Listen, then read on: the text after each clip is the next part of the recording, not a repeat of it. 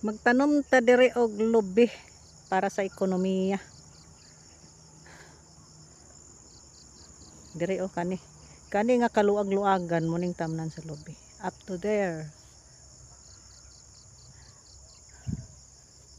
So after nga gi limpyuhan ang kuan, ang kabihasnan, anamon og kuan tanom, anamon og lampas, anamon pud og tanom. Kay mas maayo nang ang tamnan limpyo daan para ang growth bitaw mo focus sa ang mga nutrients o mga sunlight, mga kuan mo focus sa siya sa bag-ong gitanom para dili siya ma-overgrown sa sagbot. Kay kung mag-una ang sagbot og turok na matabunan ang gitanom, so mahimong stunted ang gitanom. Kay natabunan man dili na siya maka kuha og sunlight, and then ang nutrients tuwa sa sagbot. So nutrients kasagaran ani nga kuhaon sa tanom is ang nitrogen, or sa commercial pa na urea. So to retain the nutrients of the soil, limpyuhan gina siya. Dili ta magtanom sa hugaw, kanang tong nay nga kanang sagbot. So we are now starting to dig something from the soil. Yuta ra day gyapon to para mosigo ang seedling sa lubi.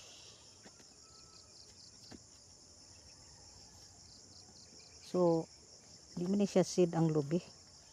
This is actually the fruit of the lubi. So ang tawag ani fruitling. Kay dili man siya seed. Ang tawag sa kanang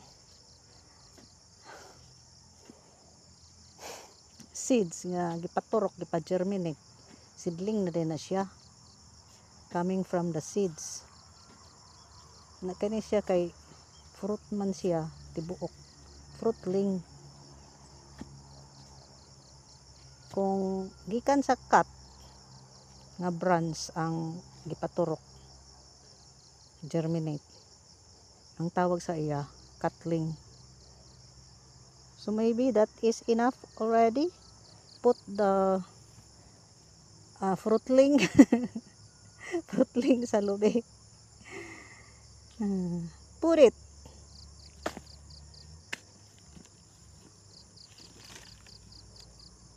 Oh, okay na ba na siya? Okay na ang kalalom? Ala, dugangi pa ang kalalom.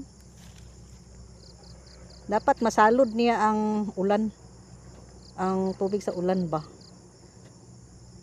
Dili na mo adto sa lain siya iyaragid ang ulan mo pundo. It's a good thing karon mga panahon na sigig ulan because of the tropical cyclone, according to Pag-asa. LPA turns tropical cyclone. That is why sigig ulan. And para dili na ta sigig bubo sa atong gitanom, ulan na lang ang mag sustainer ani. Lauman na to ang pagbangag. So okay. Cover the gap, the void, including the fruit.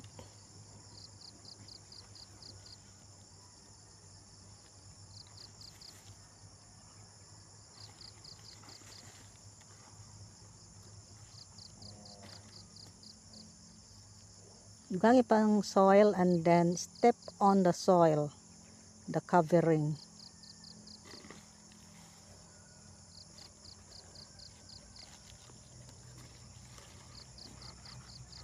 That's it. Gangi din gamay ang soil. Okay? Sige pa. Laom ra kay na. Okay, that is enough. Ipatuyok din ni Bingo. Aw, diya ra, diya ra. Ana. Na. Kaya ang ulan, ang tubig kay gikan man diya. So, diya din siya masalod ang tubig. So, next up. So, next, let's go to the next, which should be planted here somewhere. So, again, magbangag ta.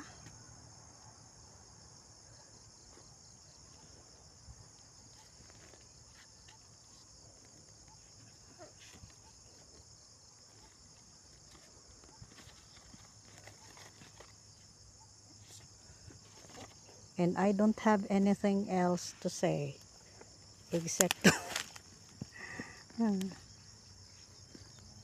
to film this very remarkable event. Okay, so let us continue.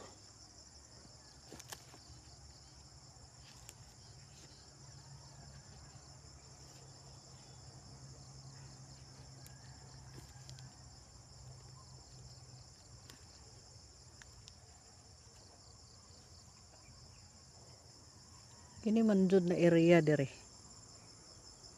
Dire ga kuan, way dili ka kasangit ang tubig. So sige ka-drain ang tubig dadto padulong. Ug okay ra unta nga dito siya padulong ang tubig, maghaguros. Pero the thing is gatabanon man gud niya ang yuta ba. That is why we need to plant something strong and something nga musuyop sa tubig dire para mupugong sa tubig nga o sa yuta especially para dili ni mahurot ang yuta dari naglawom na dire kay dire manggod galuros ang tubig dire yung dapita. Look at that. Dire nga area katubhan. So dire nga area wala siya tubo, wala siya special nga kuan. So tamnan ni siya og mga trees. Ug ang gunahon natog tanom ang cocoa tree. Pero dwarf lang sa kay di man takakat-kat atong taas kay nga lubi, atong giant. So kani ato ang dwarf. Kung manangko tagtuba sa dwarf nga lubi, kabuton ra. We don't need to climb the tree.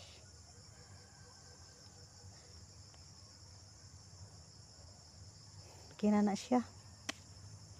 Put the fruitling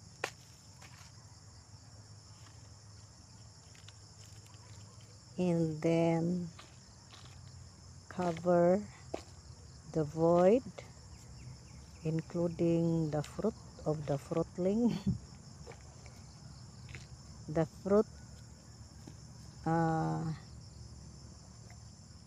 that carry the fruitling, the sprout.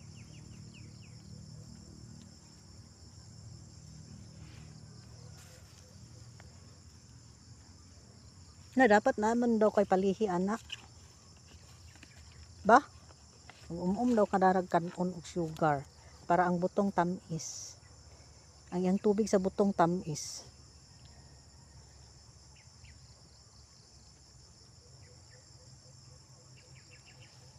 Kani itrap ang tubig dari dapita. Dari ra.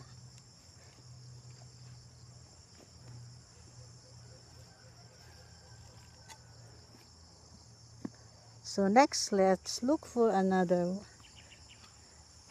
tamnanan. Wala sukda na lang siya para consistent ang iyahang distansya amiga. Sukda daw.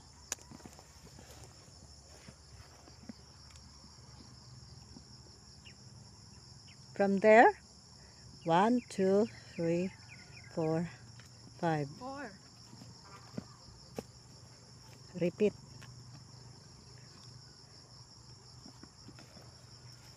Sakto diri. Dira. Okay. Iwahing ang sagbot.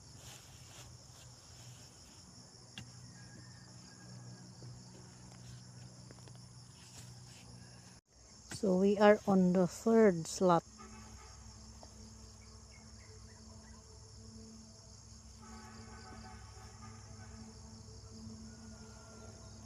So that will be enough.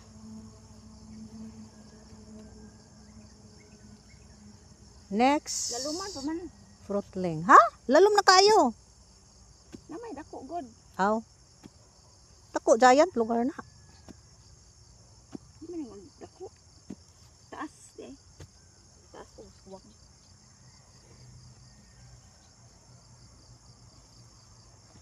Sus, Ginoo. Tuwad na kayo. Taas. Diri taas man Oh, kana.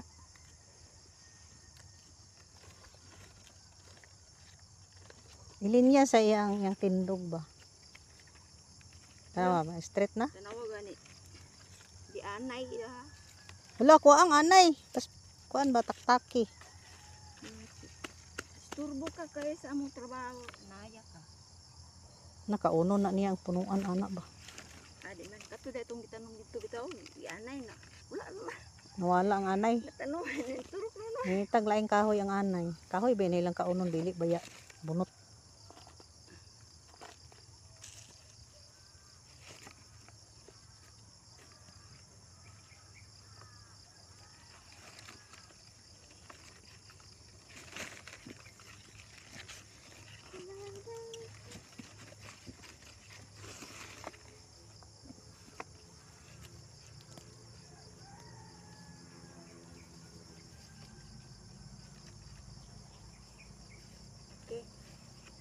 Okay. Wala, tuwad. Di okay ra na. Ah sige. Ito tamake dire dapat ito.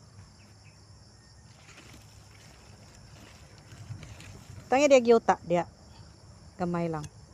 Dahil tamake dahil dikit sa punuan. Dia. Dili dia. Dia ba dia sa imong tamakan para mo. So next, let's count again. Pila ka steps? Hindi ra 5, 4. 5 steps. At least 4 steps. Yeah. Here. The fourth one will be planted here.